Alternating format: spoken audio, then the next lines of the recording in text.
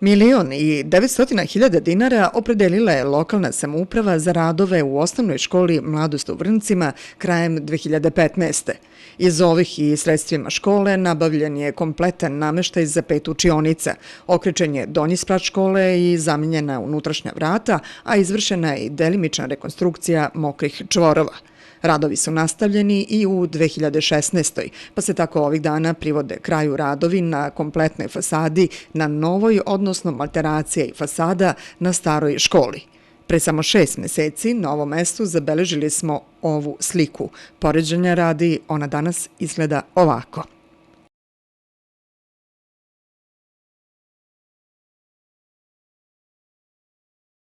Ono što sada konačno dolazi u fokus jeste nova ograda namesto postojeće koja je podignuta još daleke 1930. godine. Ono na što bi dao akcenat kada smo pričali još s jeseni 2015. godine, to je upravo ova ograda koja datira još iz 1930. godine daleke i koja je već sada, kako smo i tada konstatovali, ruinirana i predstavlja veliku opasnost po bezbednost učenika. Predsednik opštine Vrnjačka Banja, gospodin Boban Đurović i njegovo rukovodstvo imali su ogromnog sluha za naš problem i naravno da smo iz tekuće budžetske rezerve dobili novac u iznosu od 1.332.000 dinara da se realizuje završetak ovog veoma za nas bitnog projekta.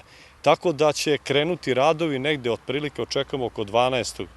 aprila da bi trebalo da se krene sa radovima, znači to je kroz nekoliko dana i u nekom relativno kratkom vremenskom roku ograda će biti završena na dvorištu osnovne škole Mladost Vrnci. Dobrim delom zamenjena stolarija, dobili ste novu fasadu na starom objektu, odradili stepenište, određeno je mnogo toga što je bila eventualna opasnost po bezbednost dece, unapređen standard i boravak dece u ovom objektu. Ovako taksativno kad sad nabrajate šta je bilo najteže da se izvede, šta najvažnije, šta su deca volela da bude određeno, pretpostavljam da je to hala. Apsolutno, hala još uvek nije rešena. Trenutno se radi na izradi projektne dokumentacije za dobijanje građevinske dozvole aneksa sportske hale koja će nam biti neophodna za povezivanje sa školom, a i samim tim za dobijanjem upotrebne dozvole, odnosno dostupnosti korišćenju učenika naše škole, a i omladine Vrnjaca.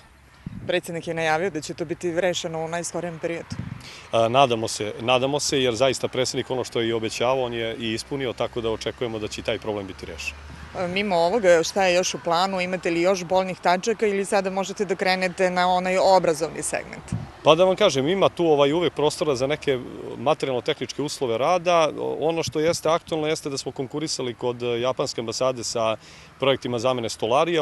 To je zaista neka, ajde da kažemo, boljka. Unutra smo školu uredili kao što ste sami videli u proteklom nekom periodu. Očekujemo da su to veoma bitni projekti, upravo projekti stolarije kojim će se poboljšati naravno toplotni uslovi za rad učenika i nastavnog osoblja. Što se tiče obrazovnog dela, mi ćemo u narednom periodu raditi na nabavci nastavnih sredstava, tako da ni taj deo naravno koji je jako bitan u sferi našeg obrazovanja ne smemo da izostavimo.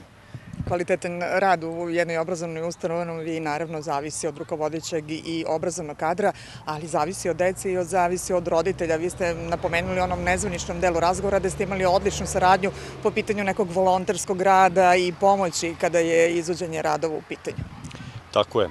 Na veliku moju sreću i veliko zadovoljstvo i veliku zahvalnost ljudima koji su uvek dobre volje da pomognu u realizaciji svih ovih aktivnosti u školi, zaista mogu samo da izrazim jedno veliko zadovoljstvo, jer upravo kome sam se god obratio od stanovnika u Vrncima, Ruđencima ili Štulcu, zaista su za potrebe škole izašli u susret i dali svoj doprinos, odnosno dali svoj fizički rad besplatan kako bi se poboljšali uslovi rada naše škole. I ovom prilikom ja im se zaista zahvaljujem, znači i pozivam sve one ljude koji žele da pomognu, da imaju ideja, znači da naša škola bude još bolja, da budu uslovi rada još kvalitetniji, znači da se obrate kod mene i apsolutno radit ćemo u svakom slučaju na realizaciji tih problema.